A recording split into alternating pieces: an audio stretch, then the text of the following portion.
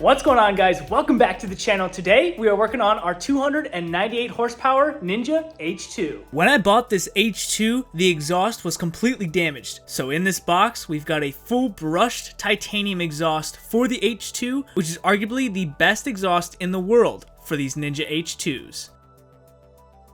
Now, before I get too carried away with this beautiful exhaust, I will address the floors later in the video. I know, quite the change. We have just unboxed a full brushed titanium Vandemon exhaust for our H2. It is very unfortunate. Just about every piece of the existing H2 Vandemon exhaust from the bike has damage on it, so we had to go with a full new system. Without further ado, let's install this beautiful exhaust.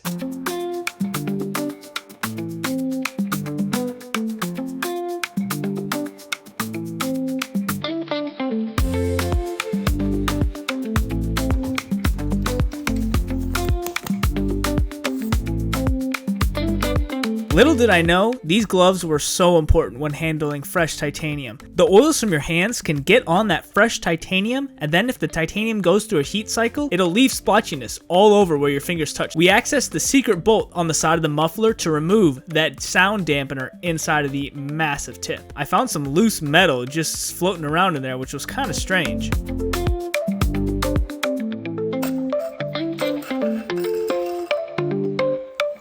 There we go. Easy as that. I am convinced this exhaust is the best looking exhaust for these H2s. Nothing even comes close. Now, you know, classic CJ Media style, we have to clean stuff before we can install new parts. That black box we're cleaning right now is actually the oil cooler. It's not your standard radiator style oil cooler like you see on most leader bikes. Now time for the headers. Vandemon has conveniently labeled all of these headers with their corresponding cylinder. So 4, 3, 2, and 1 are all labeled perfectly. Makes the installation so easy. They route directly down from the cylinder to the right of the oil pan where they all collect in a massive square. I've said it before, these headers are the easiest install headers I have ever seen. Kawasaki's doing something right because I remember the ZX10 headers being so easy as well.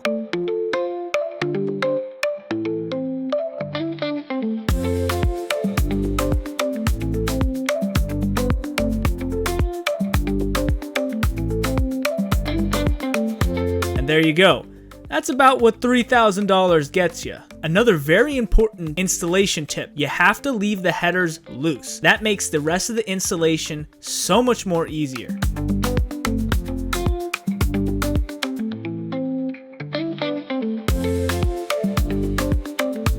Vandemon also supplied us with a massive tube of anti-seize, which we applied to all of the mating surfaces that connect the headers together. That also makes for an easy installation and easy removal if I ever had to take those off in the future.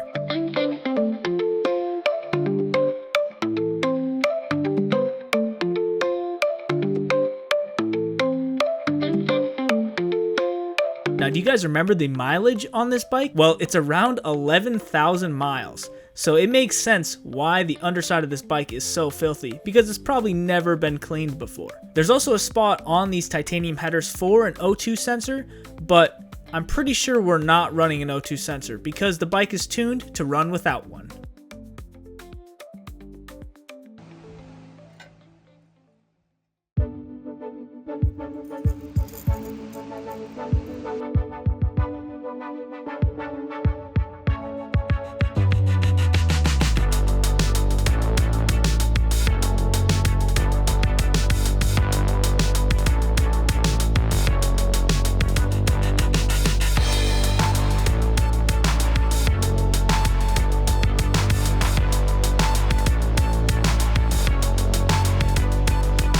I don't know if you guys caught that, but I almost dropped the H2 a second ago putting on those springs. Those springs are what clamps the exhaust together, since it would be kind of ridiculous to have a clamp at every single section. A link pipe from 4 to 2, and then 2 to 1, and then the muffler.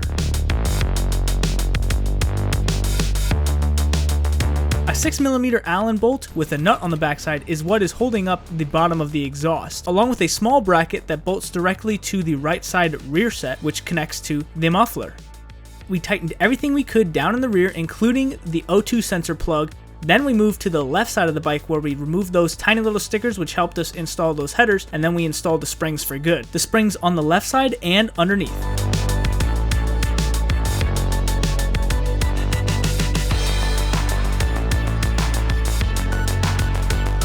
Now that everything is in its final resting place, we can move back up to the header manifold and tighten those nuts down for good.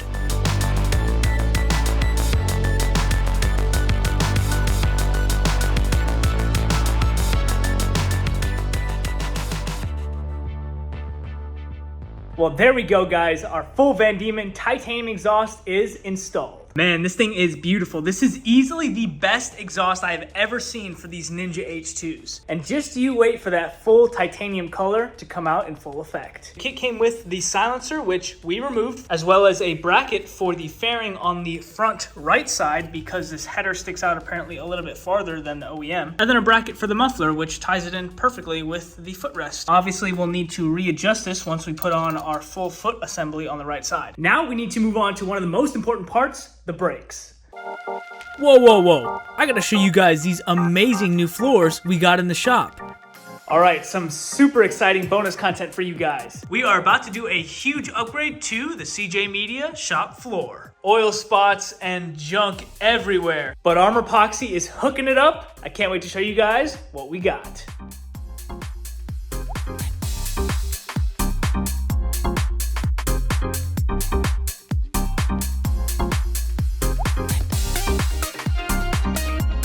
These are solid PVC polymer tiles, perfect for my shop floor because the concrete is absolutely terrible. The little bro joined me in the shop installing all these tiles. All we needed was a mallet, and that's it. Over 800 square feet of black and gray tiles to give it this perfect checkered pattern throughout the whole shop.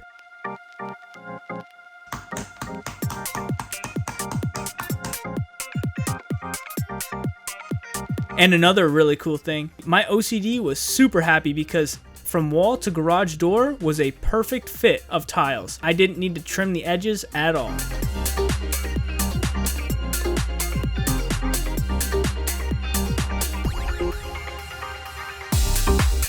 Now, the hardest part was moving all of these secret bikes and secret parts away from you guys so that they wouldn't be in the camera frame when we were flooring these corners. We wanted to start with a T-pattern going from wall to wall to make sure we were 100% straight when installing these tiles. So then all of a sudden, halfway through the job, we get up and they're all wonky. And then, once we got to the outside walls, it was pretty simple. The little bro just keeps doing the massive squares checkered pattern, and I work on the outside edges cuts, which got easier and easier as the day went on. We had to move some pretty heavy stuff that hasn't moved in a while, but the little bro and I took care of that no problem.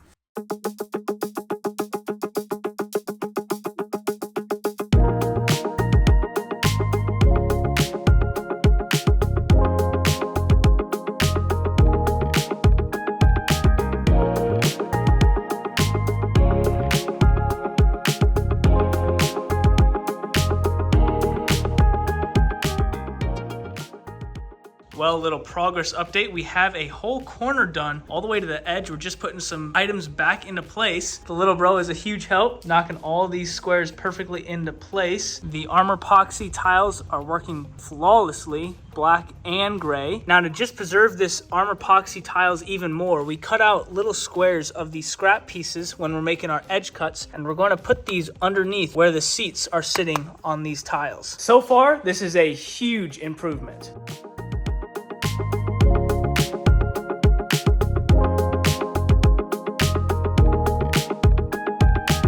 The concrete is constantly creating dust all over the projects in the shop, but now with this flooring down, all of that will be eliminated. Did I also mention these are forklift aircraft rated, so they can withstand pretty much anything we bring in the shop. Plus an 8-year warranty, so we won't need to stress at all. And the biggest thing that caught my attention is they can adapt to pretty much any surface, and we have a lot of cracks on this concrete floor. It just waves right around those, making the shop floor look seamless.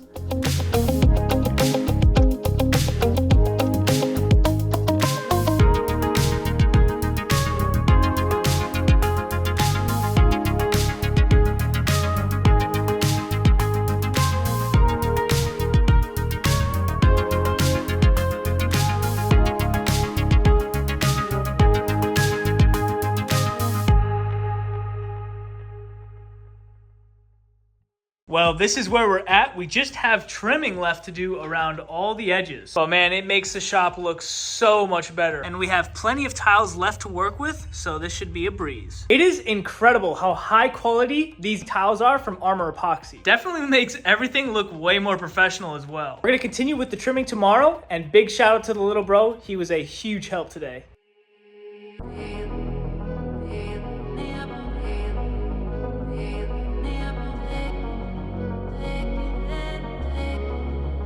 Our process was really simple. Clean the floor, place down the tile, and trim off the excess to make it flush with the wall. And we used that same method throughout the whole shop, and it looks fantastic.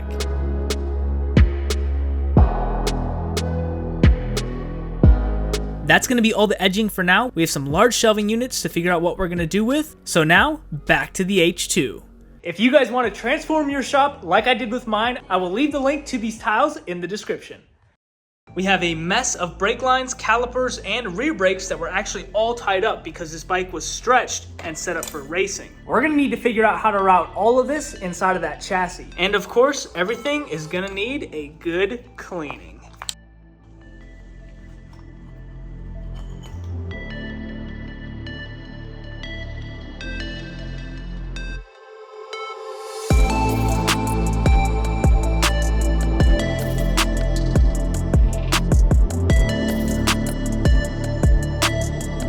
In order to install the hard brake lines, there are multiple brackets that need to be installed to the engine and the frame. We start with this front bracket that utilizes the front stay hardware, which is what the clutch slave lines mount directly to.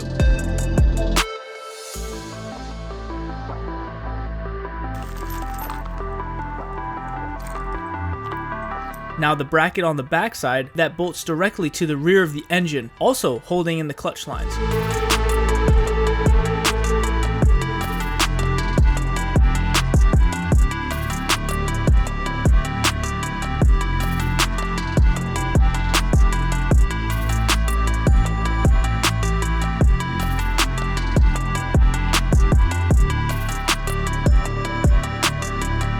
Then time for our slave cylinder, which disengages and engages the clutch assembly when you pull in the clutch on the left side of your handlebar. It's kind of cool. Kawasaki has a Brembo slave cylinder for the clutch, which is pretty high quality.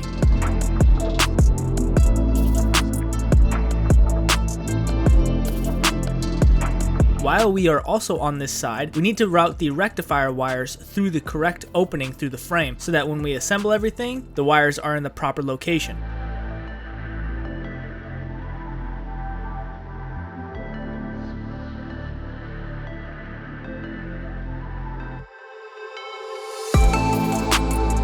There's also a ground wire that is directly bolted to the engine that runs underneath the main harness, which we needed to bolt in as well. Now we can move on to the front calipers and the ABS module. The ABS module mounts directly off the front side of the frame, which is unlike your traditional sport bike where they're usually tucked in the subframe.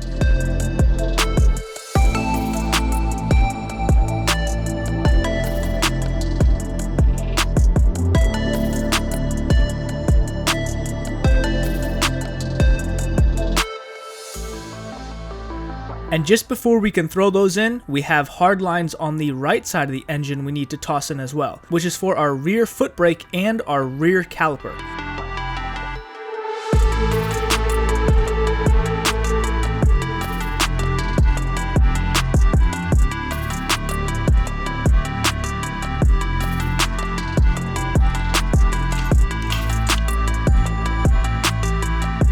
Now in order to install these correctly, I need to remove the subframe because these hard lines are not flexible at all. I'm curious why Kawasaki went with hard lines instead of just a full set of steel braided lines, which would be much more flexible and easy to route and replace. I can imagine at a dealership this would be a tough job because you have to remove so many components to get these hard lines to route in the correct location.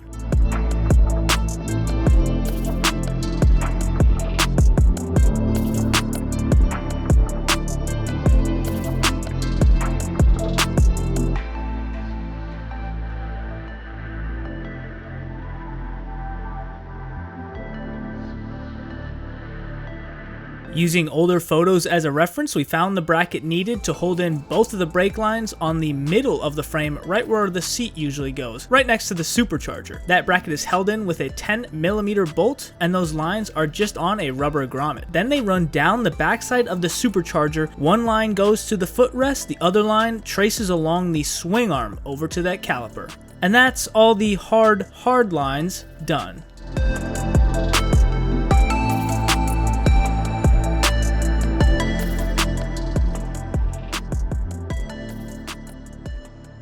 Well, we've got the hard lines out of the way. Now, if you guys remember, this bike did not have a rear brake on it when we first got it. Thankfully, the previous owner had all of the components just wrapped up here, right on the rear set. Now, moving up to the front, let's install our clean calipers and our ABS module.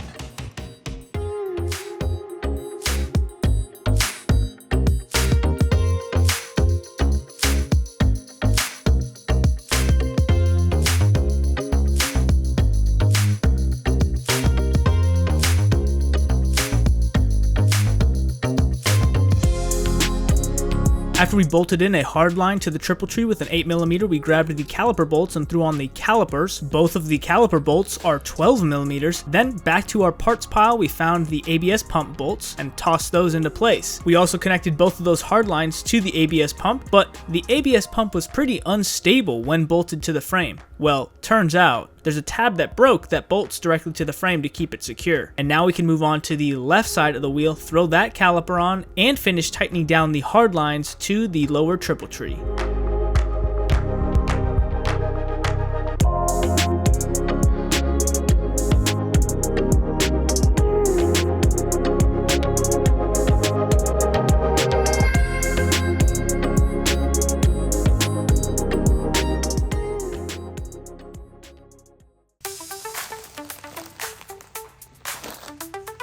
In this package is something I have never seen before on an H2.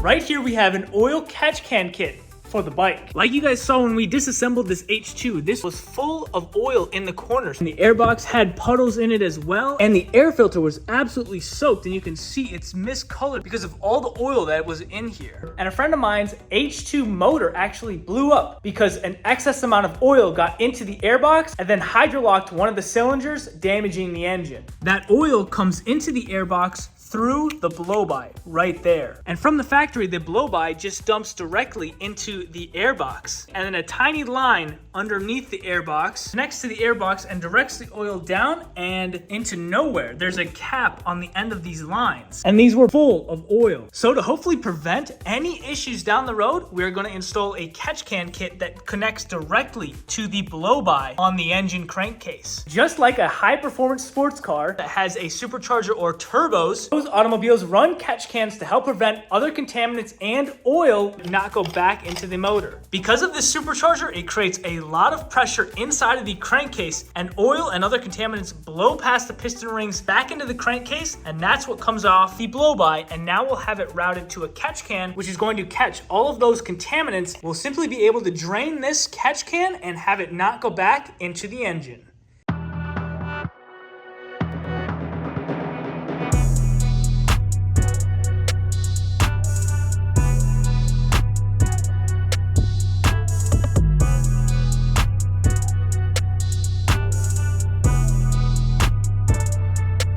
The catch can needs two 90-degree AN fittings. One of them is for the intake of the blow-by, and the other one is the exit that dumps off into the atmosphere.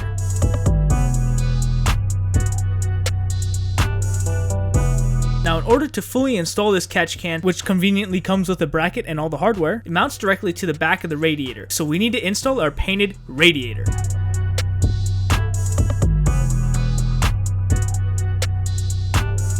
This Kawasaki has two radiator fans that bolt directly to the backside of the radiator and then a shroud on top. And you guys mentioned in the last video on this H2 that the paint would ruin the cooling properties on this radiator. Well, I can't wait to see how that turns out once we actually get to ride this thing.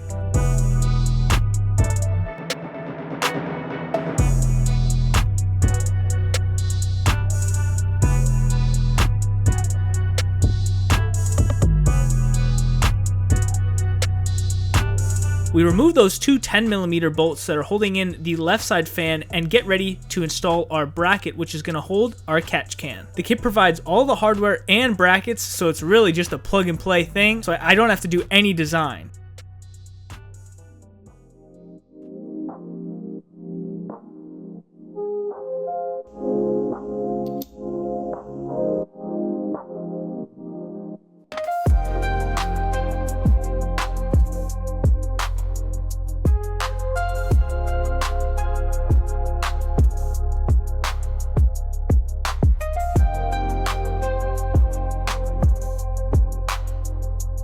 With the AN hose intake line connected to the catch can, we now fit up a fitting for the exhaust, which allows us to connect a rubber hose onto the exhaust side. This catch can has an easy flush. Just by flipping the lever, we can empty out all the condensation and excess oil from the catch can. With those two installed, we have 2 more rubber hoses to install.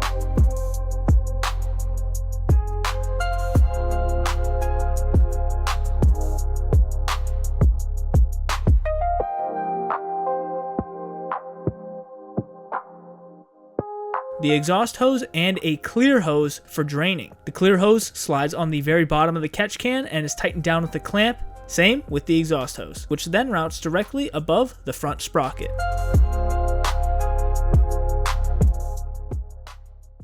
Well, our catch can install is basically complete, and it looks very seamless, ties right in with the rest of the components. We have our line from the blow-by directly to the catch can. In the catch can, the oil and debris get stuck in there, and then the air comes down, out, and shoots down by the sprocket. Then once this thing gets full, we pull this little lever, boom, the oil will flow right out here. We have a few components left, including this little block-off plate, which goes on the airbox. This cap gets rid of the hole on the side of the airbox.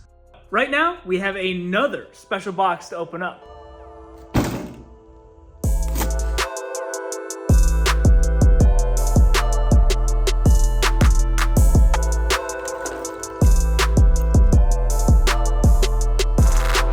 Putting that subframe harness back on top of the engine gave us enough room to throw back in the subframe and our special Fender Eliminator bracket. Now you might be wondering, CJ, why do you use these Fender Eliminator brackets on all your bikes? Well, simply, they're the best. They adapt to the factory bodywork and they make for such a clean look on the rear tail of these bikes.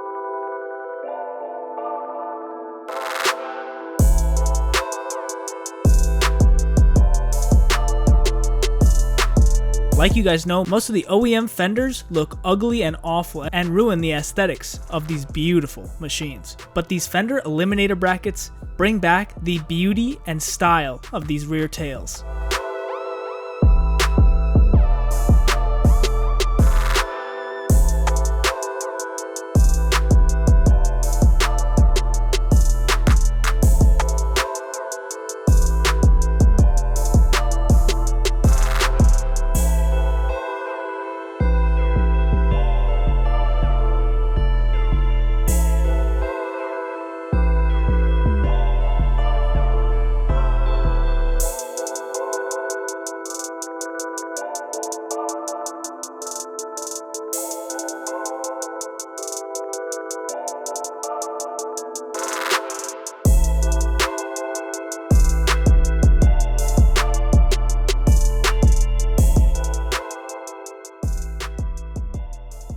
Our new Rage Cycles Fender Eliminator is fully installed. We even found our plugs right here for the turn signals in the rear, and these are the connectors from the kit. They'll plug right in and it should work perfectly. We did a little bit of organizing of the wiring harness in the rear, and most of this junk is for the DynoJet power commander, which is already wired in and tapped into the main harness. This cable right here goes up to our map selector switch. Maybe this is map 2 and map 1. I guess that makes sense. Then with our bulkhead ECU harness coming through the forks on the right side, and the left side has another bulkhead for all the other modules like the tip over sensor, the headlight module, all that jazz. Definitely the most wiring I have ever seen on a bike, but this bike is special. Got a bit of a surprise to show you guys. Both of these packages contain almost all of the OEM parts we need for this bike. And our parts pile is getting pretty slim, which we love to see. We are getting so close, guys, to that first startup. Man, I can't wait to hear this thing whistle. And just you guys wait for that final fairing color reveal. Thank you guys for watching. That's going to be all for this episode. We will catch you in the next one. See ya.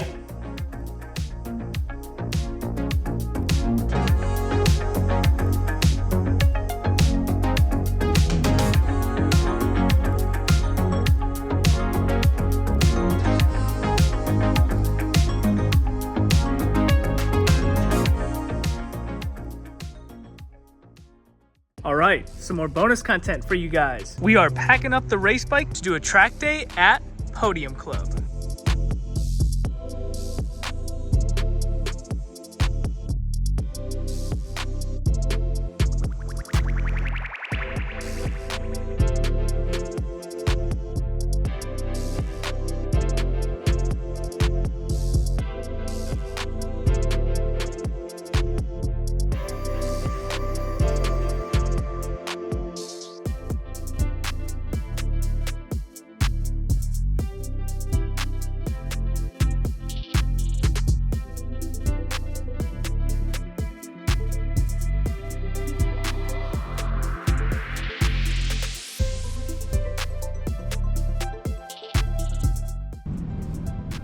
Well, here we go with inspection.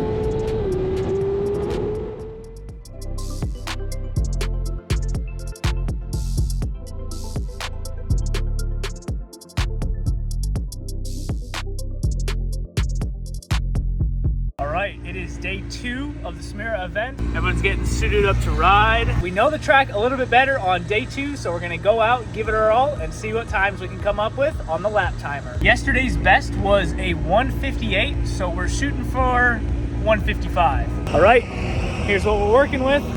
Let's get out there.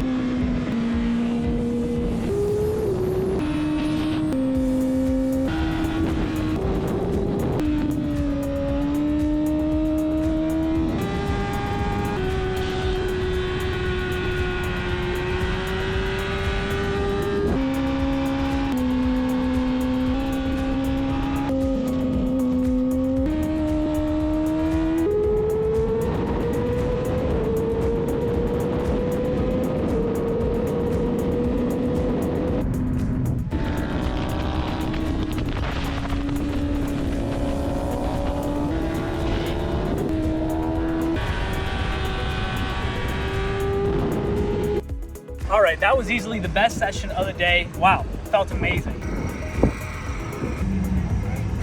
Well, we just checked the lap times inside, and I'm using Mad Maxis right now, and I got a 1:50.5. So we got our goal. We saved just about 8 seconds off of our lap time.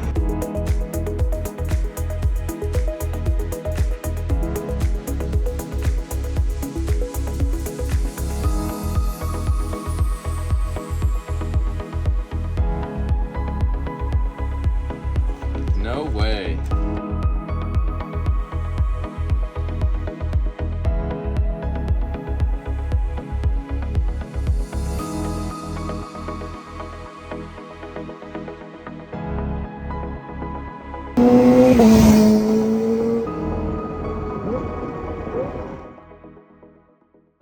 All right, some bonus content for you guys. CJ, you got to get it right. It's more bonus content. We are in Mad Maxi's workshop. We are about to install the engine and the engine harness inside his brand new Spidey H2 frame.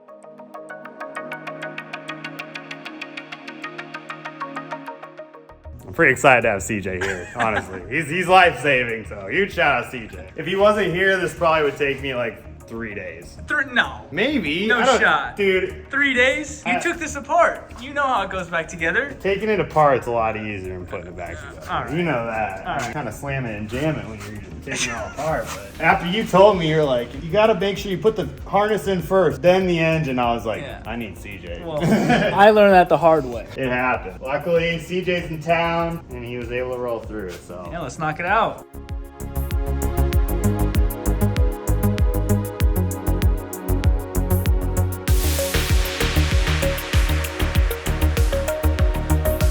This is the homie Max. He is also rebuilding a Ninja H2, except he's going with a full Spider-Man H2, hence the name Spidey H2. He had his frame powder coated white with a ton of metallics. It looks amazing in person. I had the opportunity to be in his workshop and completely reassemble his H2. We started off with a bare engine, we put the wiring harness on the engine, then installed the white frame. Next was the rear swing arm and the shock and all those components, including all of the frame bolts that are on the back side of the engine. And afterwards was the rear subframe, which ties into that whole rear section. I don't want to put on the...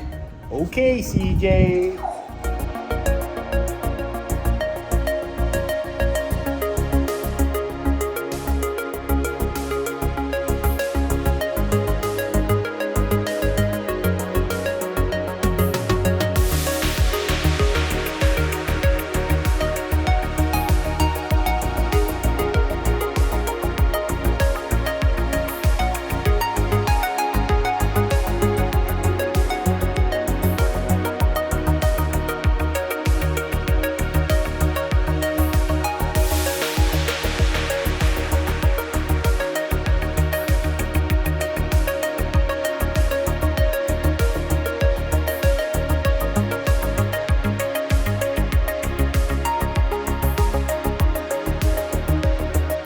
Alright, update on the Spidey H2. We got the swing arm on, we've got the complete subframe on, along with the whole harness routed correctly. That's right. We got the whole frame on, we did both side fairing bolts, and as you guys know from my video, I had to drop my motor again because the harness routes up and through the frame in this very unique design. I gotta say thank you.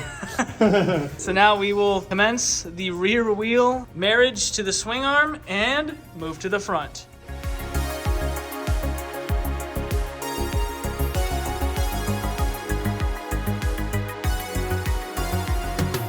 On Max's channel, there's a much longer in-depth video of us putting together his Spidey H2, which was a lot of fun to film, and I know some of you guys really enjoyed that. We put in the fresh front triple tree and threw in the Ninja H2 forks. Then we got ready to throw on that front wheel so we could get this sucker on 2 wheels, which was the goal we had set out to accomplish.